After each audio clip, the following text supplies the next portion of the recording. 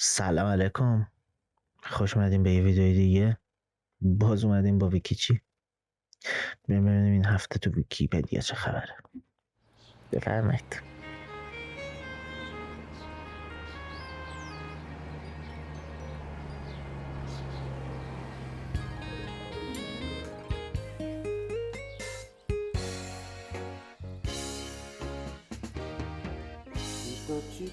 اینجور که بوش میاد این آقای جیمی کارتر این هفته تازه اومده اینجا، ولی ما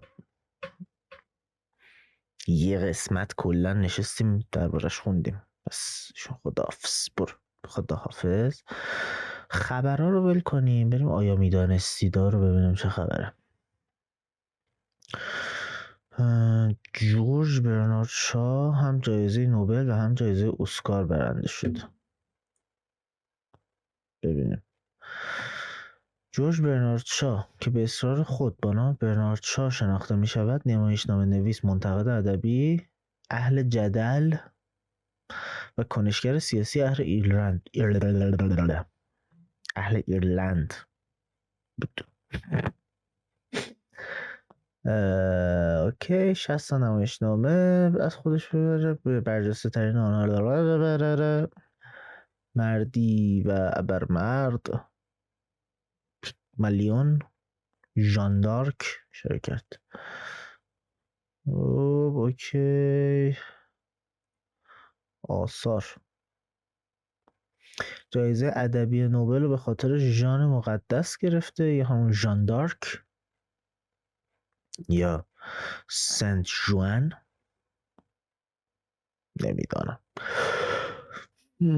جایزه اسکار هم برای بهترین فیلمنامه اقتباسی برای پیگمالیون گرفته. این چیه؟ او اوکی. پیگمالیون در اسطوره‌های یونان پادشاه کوپروس است. اوکی. همون قبرس خودمون منظورشه. کوپروس، خاک بر سرت. او مجسمه سازی ماهر اهل قبرس و از زنان بیزار بود. هیچ زنی را لایق خود نمیدانست و با خود عهد بسته بود هرگز ازدواج نکند. با این حال به دلیل آنکه نمیتوانست فکر آنچه از آن متنفر بود را از ذهنش بیرون کند، تصمیم گرفت آن را تحقیر کند و برای ساخت یک مجسمه زن تمام نبوغ و استعداد هنریش را به کار گرفت. او پیوسته و سخت‌کوشانه کار کرد و در نهایت زیباترین اثر هنریش را خلق کرد. با این وجود از نتیجه کار راضی نبود و همچنان هر روز روی آن کار میکرد و مجسمه روز به روز زیبا و زیباتر میشد، تا اینکه به زیباترین مجسمه‌ای تبدیل شد که حتی زیبایی هیچ زنی به پای آن نمیرسید. سرانجام زیبایی منحصر به فرد مجسمه در حال خالقش نفوذ کرد و او را عاشق و بیقرار خود کرد. این مجسمه به حدی ماهرانه خلق شده بود که دیگر به جای عاج و سنگ انگار از گوشت و خون ساخته شده و زنی است که لحظه‌ای متوقف ایستاده است. از آن روز به بعد جاذبه‌ای که پیگمالیون همیشه آن را سرکوب و طرد می‌کرد، کینه‌جویی خود را آغاز کرد. هیچ عاشقی نمی‌توانست درمانده‌تر از پیگمالیون باشد. او معشوقش را که مجسمه‌ای سرد و بیجان بود، مانند کودکانی که با عروسک‌هایشان بازی می‌کنند و تصور می‌کنند در واقعیت به سر می‌برند، در آغوش می‌گرفت. به او لباس‌های زیبا و گرانبها می‌پوشاند و هدایای ارزشمند تقدیمش می‌کرد و به خود می‌قبولاند که مجسمه نیز از این بابت خوشنود است. حتی در خواب می‌دید که از او تشکر می‌کند. این عشق بی‌مانند و شگفت‌انگیز از نظر آفرودیت، الهه عشق، پنهان نماند و تصمیم گرفت به پیگمالیون جوان کمک کند. در جزیره قبرس که ویژه آفرودیت بود، همواره برای ستایش این الهه جشن ویژه و با شکوهی برپا می‌شد و انبوه مردم به معبدش می‌آمدند، به ویژه عاشقانی که برای کمک به درگاهش دعا می‌کردند و پیگمالیون نیز این بار یکی از آنها بود.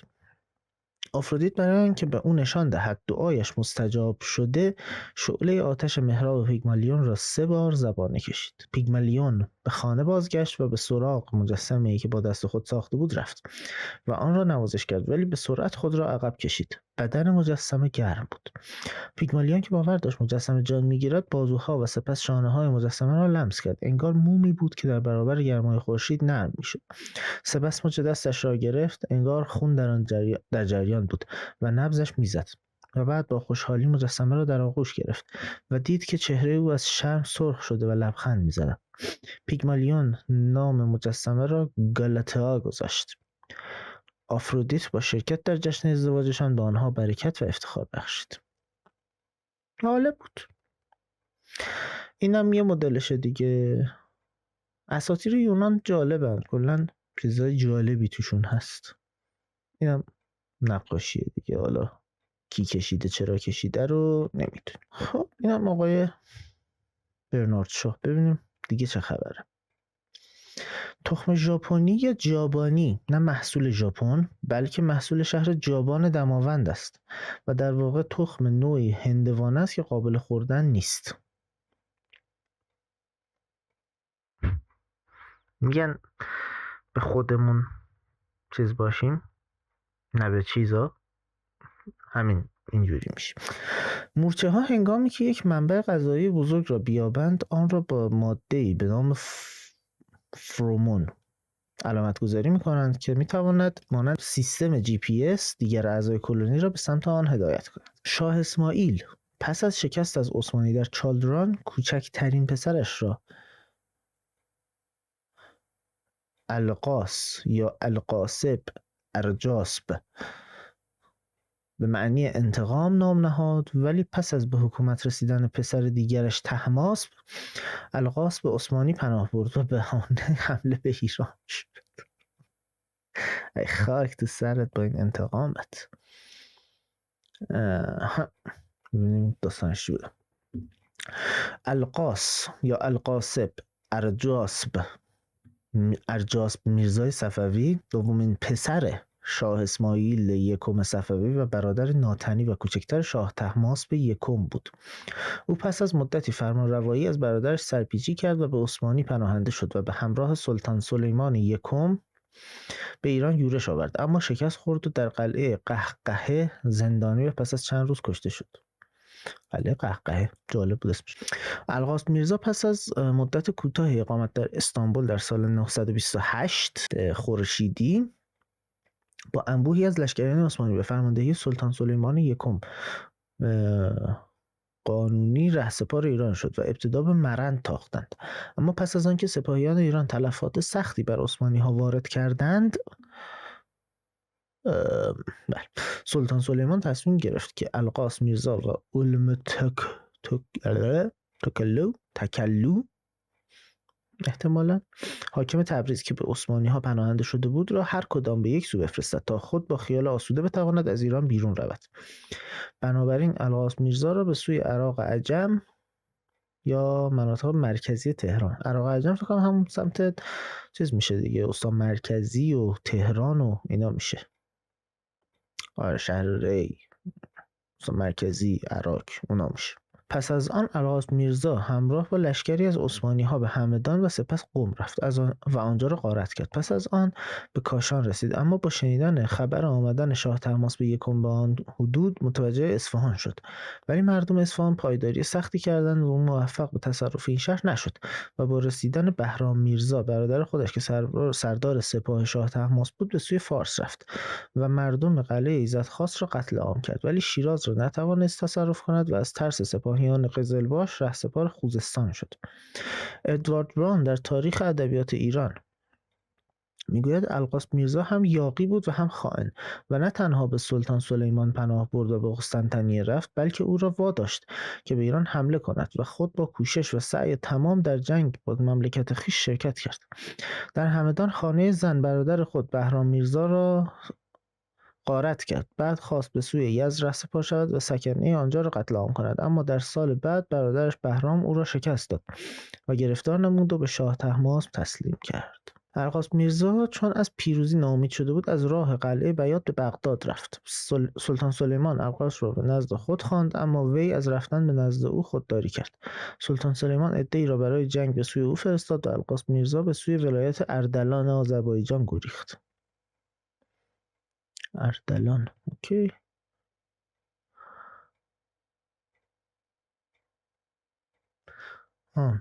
پایتخت امارت اردلان سنندج بوده. جالب. در حوالی مریوان با قزلباش‌ها جنگید و شکست سختی خورد و سپاهیانش نابود شدند. ارغاز میرزا به نزد سرخاب حاکم اردلان رفت، ولی سرخاب احتمالاً باید باشه. به حکم شاه طهماسب ارغاز میرزا را به شاه نعمت الله یزدی شوهر خواهر ارغاز میرزا سپرد تا به نزد شاه ببرد. شاه طهماسب یکم به دلیل ارق برادری از کشتن ارغاز میرزا صرف نظر کرد، ولی چون به او اعتماد نداشت به صلاح دید ریش سفیدان صوفی او را در قلعه علموت محبوس ساخت. این بنا به روایات تذکره شاه طهماسب است، اما صاحب کتاب احسن التواریخ محبس او را قلعه قهقهه دانسته و میگوید پس از 1 هفته در آنجا هلاک شد. در حقیقت پس از مدتی او از دژ قهقهه به قلعه علموت فرستاده شد و در آنجا چند تن که پدرشان به دست او کشته شده بود به زندان راه یافتند و او را در سال 929 خورشیدی کشتند. شاه طهماسب درباره این رویداد میگوید بعد از چند روز دیدم که از من ایمن نیست و دائم به تفکر است. او را همراه ابراهیم خان و حسن بیک یوزباشی کرده به قلعه فرستادم. ایشان او را به قلعه علموت برده حبس کرده آمدند. پس از 6 روز جمعی که در قلعه او را نگاه می داشتند غافل گردیدند و 2-3 نفر که در آنجا بودند و او پدر ایشان را کشته بود، ایشان هم به قصاص پدر خود او را از قلعه به زیر انداختند. بعد از مردن او عالم امن شد. 2 پسر او به همراه سام میرزا و 2 پسرش که در قلعه قهقهه محبوس بودند در ماه جمادی الثانی 975 قمری به فرمان شاه طهماسب به قتل رسیدند. شعرم میگفته، یه ربایی داره مثلا این: چون شیر درنده در شکاریم همه، دائم به هوای خیش یاریم همه، چون پرده ز روی کار ما برخیزد معلوم شود که در چه کاریم. جالبه. امان از این آدمای خائن. قلعه قهقهه کجاست دیگه؟ قلعه قهقهه سازه است که در 85 کیلومتری شمال شرقی شهرستان میشکین شهر قرار دارد. قهقهه در بخش مرادلوی ارشق مابین روستای کنچوبه و قره‌آغاج کلان از توابع مشکین شهر واقع شده است. این دژ محل زندانی شدن افراد سیاسی مهمی مانند شاهزادگان صفوی بوده است. قهقهه از لحاظ لغوی به معنای آواز بلند در خنده و همچنین به معنای آواز کبک است. این بنا در 7 مهر 81 تحت شماره 6192 در فهرست آثار ملی یا ثبت رسیده است.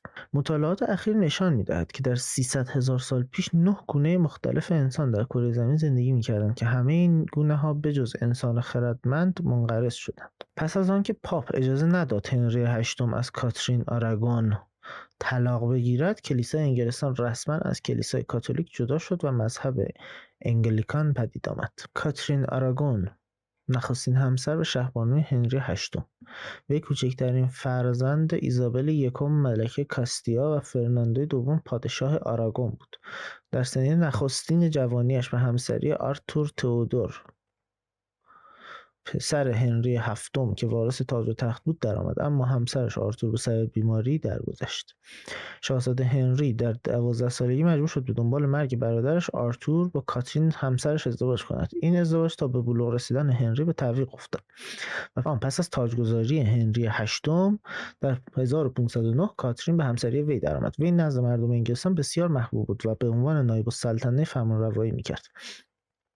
در 1513 وقتی هنری به فرانسه حمله کرد، کاترین همچنان نایب السلطنه بود. علیرغم محبوبیت کاترین نزد مردم، وی پس از چند سقط و بچه مرده نتوانسته بود وارث پسر به دنیا آورد. او دختری به دنیا آورده بود به نام ماری اما هنری وارث مرد میخواست و در نتیجه تصمیم گرفت کاترین را طلاق دهد. هنری به ندیمه او آن بولین که زنی باهوش و دانا بود دل بست. ابتدا هنری از آن خواست تا معشوقش شود، اما آن موافقت نکرد و هنری تصمیم گرفت با آن ازدواج کند. پاپ وقت کلمنت هفتم با طلاق کاترین و ازدواج مجدد هنری موافقت نکرد و هنری که چنین دید در سال 1532 در پارلمان انگلستان خود را رئیس کل کلیسای این کشور اعلام داشت و پاپ را از این سمت در قلمرو انگلستان خلع کرد و نمایندگان پارلمان بر این تصمیم صحه گذاردند و از همان زمان کلیسای انگلستان از دستگاه پاپ جدا شده و دارای اسقف کانتربری از آن خود اسقف خودش شده و طلاق و ازدواج مجدد آزاد شده است. 6 تا همسر داشته. عالی. باش ببینیم هنری هشتم. هنری هشتم بچهش کی بوده؟ ادوارد ششم. ادوارد ششم هم که پنده خدا چقدر سنی نداشته. در تاریخ از ادوارد ششم کمتر نام برده شده است. مادرش جین سیمور 7 روز پس از تولد ادوارد بر اثر تب زایمان درگذشت. پس از ادوارد ششم به مدت 9 روز لیدی جین گری بر تخت سلطنت نشست، ولی نهایتاً ماری یکم به حکومت رسید. آخرم جانشینش شد همین ماری. ادوارد ششم یکی از شخصیت‌های اصلی در رمان شاهزاده و گدا اثر مارک توین است. اوه احسنت. این آقا زور زد، کلن داستان کلیسا و اینا رو زیر و رو کرد که از ایشون جدا بشه، که بره با یکی دیگه که البته 5 تا دیگه بودن ازدواج کنه که جانشینش کی نشه؟ که جانشینش ایشون نشه. آخر کلن چی شد؟ آقای هنری هشتم جانشینش شد ادوارد ششم که کلن ایشون چقدر طول کشید؟ سال 47 تاجگذاری کرده، 6 سال. بعد 6 سال جانشینش شده همون اونی که قرار بود جانشین نشه. این چند سال حکومت کرد؟ خودش هم 5 سال حکومت. خب میذاشته تا 11 سال این حکومت میکرد دیگه. ای بابا.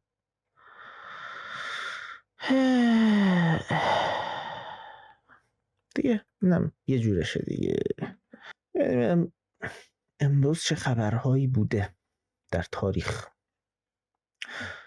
در امروز در سال 1896 یوتا به عنوان 45مین ایالت به ایالات متحده پیوست. برمه از بریتانیا مستقل شد. پس از 3 ماه و طی مسافتی بیش از 60 میلیون کیلومتر در مدار زمین، مأموریت اسپوتنیک 1 نخستین ماهواره فضایی جهان با ورود به جو پایان یافت. تو سال 2005 باراک اوباما کار خود را به عنوان سناتور ایلینوی شروع کرد. آقای باراک حسین اوبامای دوم. 2011 محمد بوعزیزی دستفروشی که در 17 دسامبر 2010 در اعتراض به توقیف کالاهایش و تحقیری که یک مأمور زن شهرداری به او روا داشته بود خود را در مقابل ساختمان شهرداری به آتش کشیده بود درگذشت.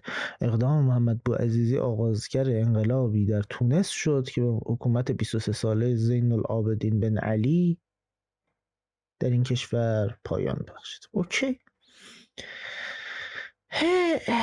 روز عجیبی بوده در تاریخ. کیا به دنیا آمدن؟ آیزاک نیوتن امروزی که به روایتی 4 ژانویه است به دنیا آمده.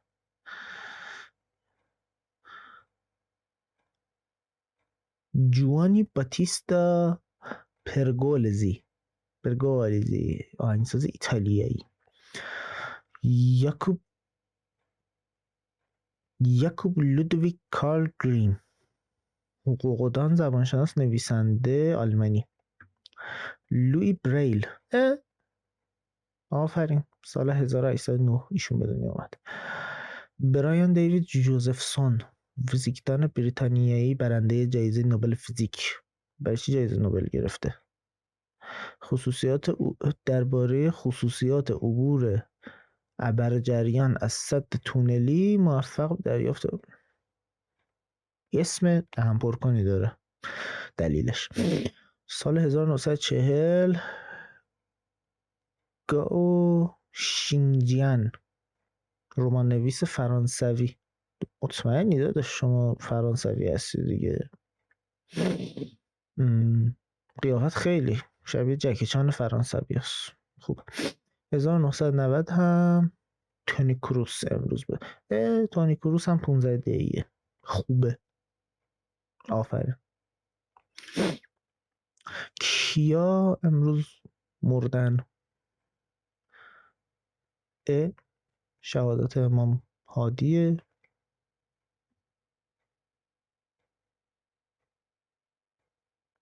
قمری، ولی منصور ستاری سال 73 خدا رحمتش کنه. 1920 درگذشت بنیتو پرز گالوس، رمان نویس اسپانیایی. 1941 آنری برگسون، فیلسوف فرانسوی. 1960 آلبر کامو، برنده جایزه نوبل ادبیات. 1961 اروین شرودینگر، فیزیکدان اتریشی. و 1965 تی اس الیوت یا توماس اسمشو بذار درست بخونم، توماس استرنز الیوت. اوکی. ببینیم که سرتیپ ستاری. بله، منصور ستاری در 29 اردیبهشت 1327 در روستای ولی‌آباد قرچک به دنیا آمد.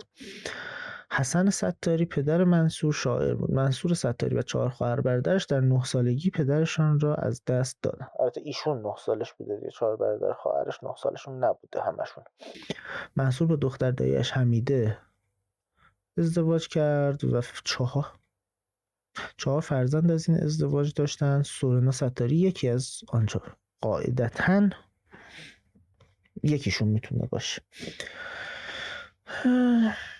در سال 46 با پایان یافتن تحصیلات متوسطه و اخذ دیپلم وارد دانشکده افسری شد و پس از پایان دوران آموزشی در سال 48 به درجه صدفان دومی نائل گشت.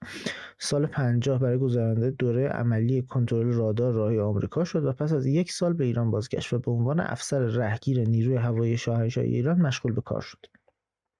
در سال 54 در کنکور سراسری شرکت کرد و در رشته مهندسی برق و الکترونیک دانشگاه تهران پذیرفته شد، اما با شروع جنگ در حالی که بیش از چند واحد به پایان تحصیلات دانشگاهیش باقی نمانده بود، تحصیل در دانشگاه تهران را رها کرد و به رشته نظامی خود در نیروی هوایی بازگشت.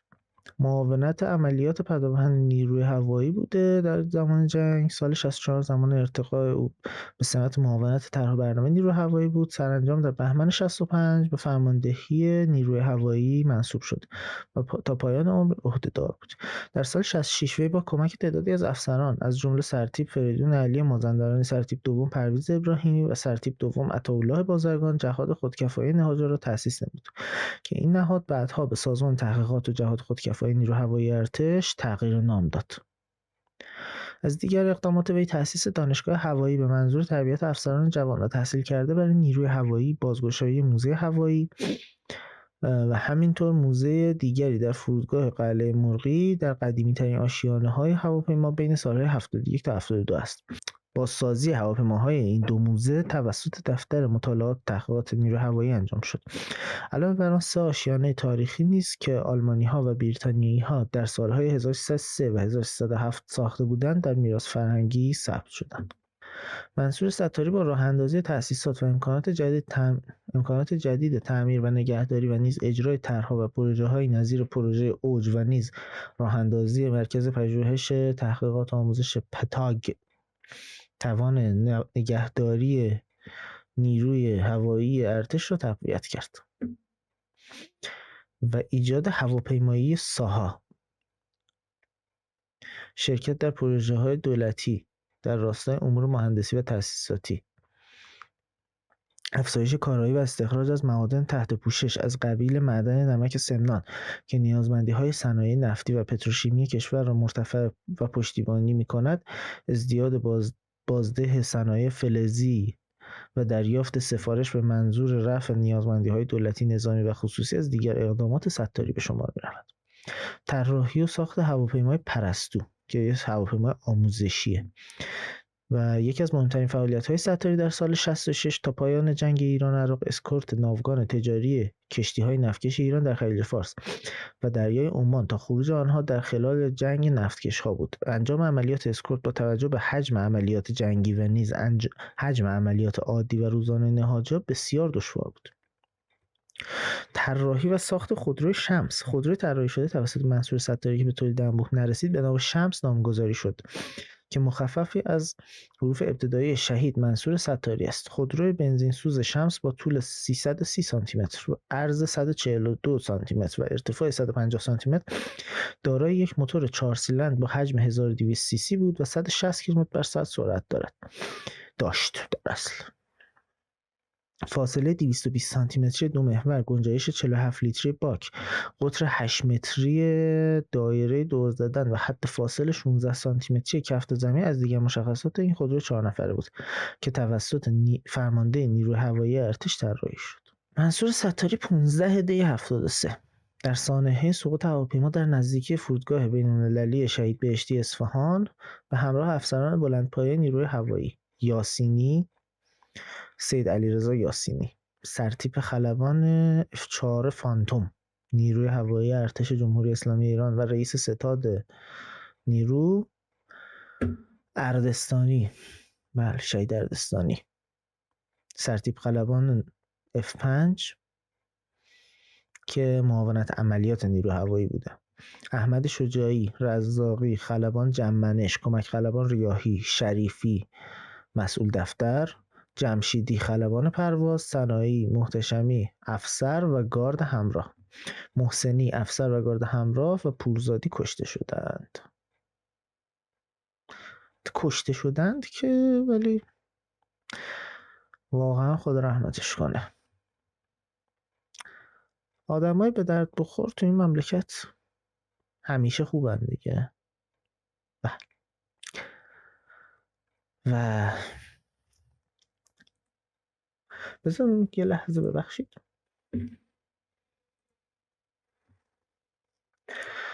خودروی شمس فکر کنم یه چیزی بین، یعنی از این تصویری که من دارم میبینم، چرا این چیه باشد؟ نمیخوام آقا این چیه باشد. یه چیزی بین اوپل کورسا با قیافه پژو 205 ولی خب